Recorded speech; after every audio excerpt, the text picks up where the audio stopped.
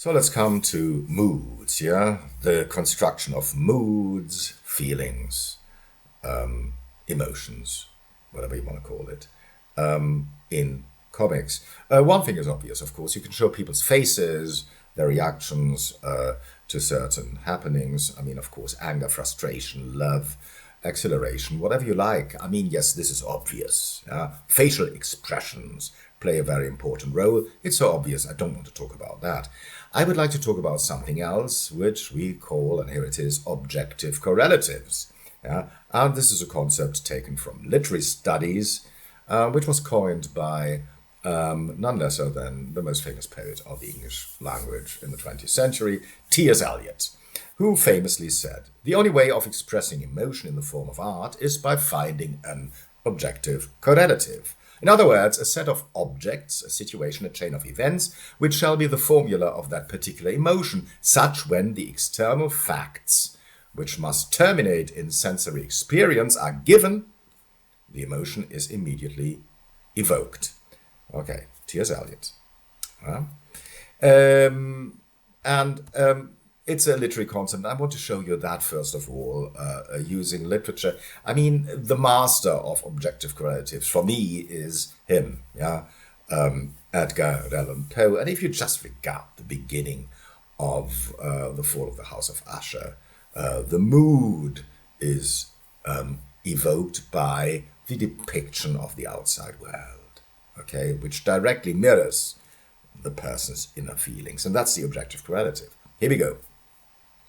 During the whole of a dull, dark, and soundless day in the autumn of the year, when the clouds hung oppressively low in the heavens, I had been passing alone, on horseback, through a singularly dreary tract of country, and at length found myself, as the shades of the evening drew on, within view of the melancholy house of Usher.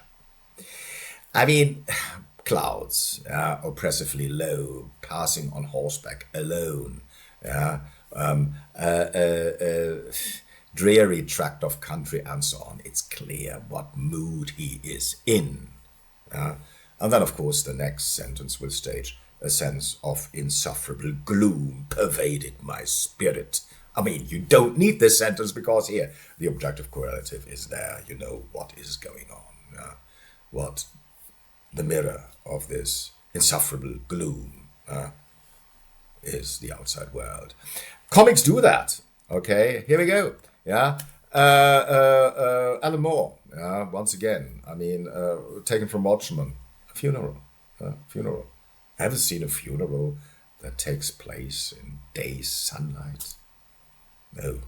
I mean, the weather is the most obvious objective correlatives, or a correlative. I mean, leaves falling, autumn of the year. Here we go. Rain. Dr. Manhattan standing there, burying one of his friends. I mean, films use that. I mean, I've never seen a movie, a film, where,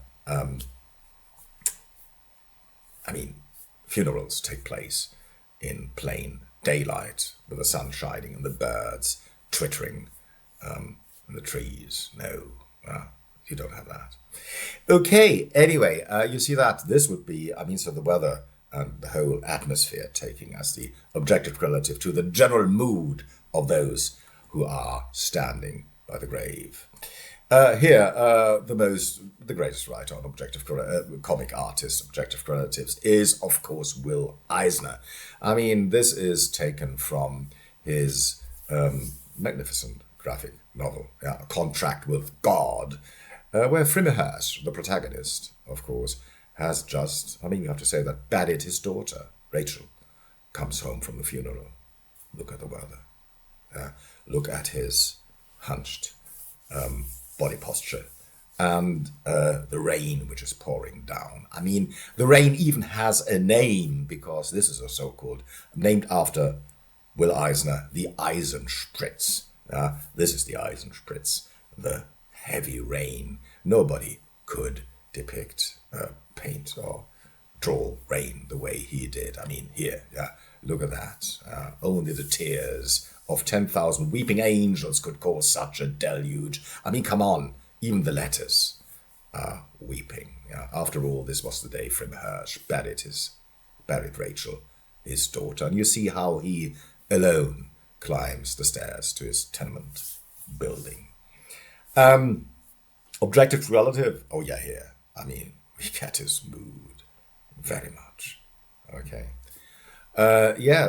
So you see, I mean, objective relatives, the outside world, mirrors the inner feelings of the protagonists who are depicted here. Comics do that all the time, which is their strength because, in a novel you can describe it, but you cannot show an Eisenspritz the way Will Eisner does. Much more impressive if you see it. Here we go.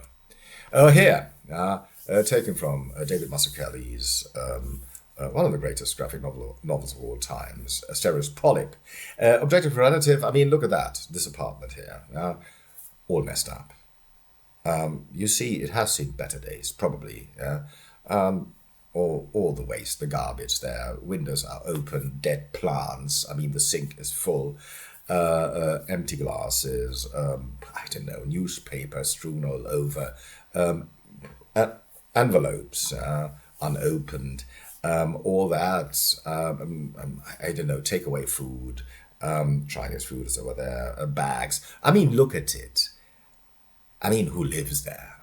And in what mood is? It's a he. It's clear it's a he. I mean, yes, of course, it's a he.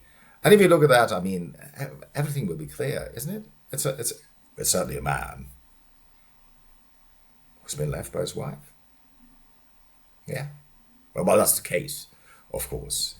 What we expect, I mean, this is the first page. I mean, this is very much the first page of the novel. This is what we see. The objective relative must be, I mean, there must be somebody living there is very much in dire straits. Okay. Here he is, protagonist, Asterios Polyp, just lying on his bed, watching videos and videos of his wife, who has indeed left him. Okay. Yeah.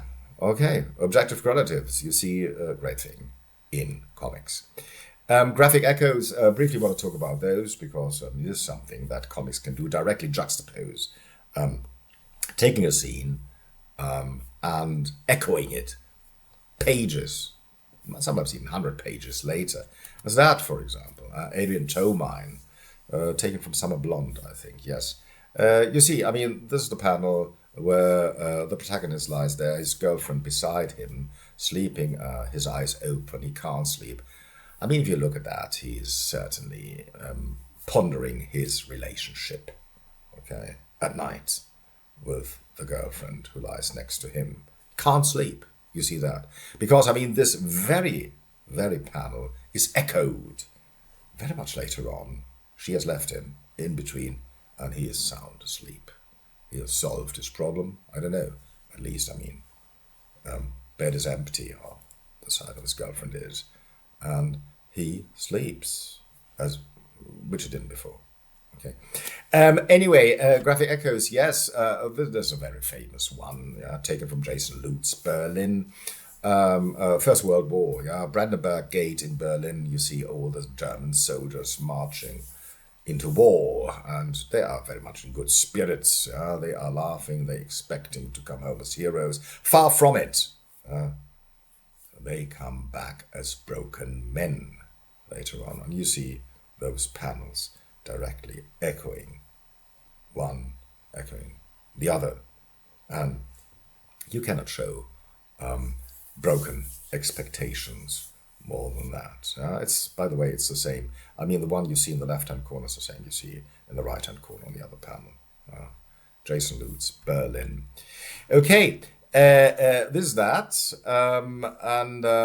Of course, more than anything, comics are able to depict identities. Identities which particularly those which express themselves phenotypically. So in the outside, ethnic identities, most of all, gender, age, even that. and of course, yeah, sexual orientation to some extent too. Comics, particularly alternative comics, are great doing that, and we will come to that in the next episode. Yes.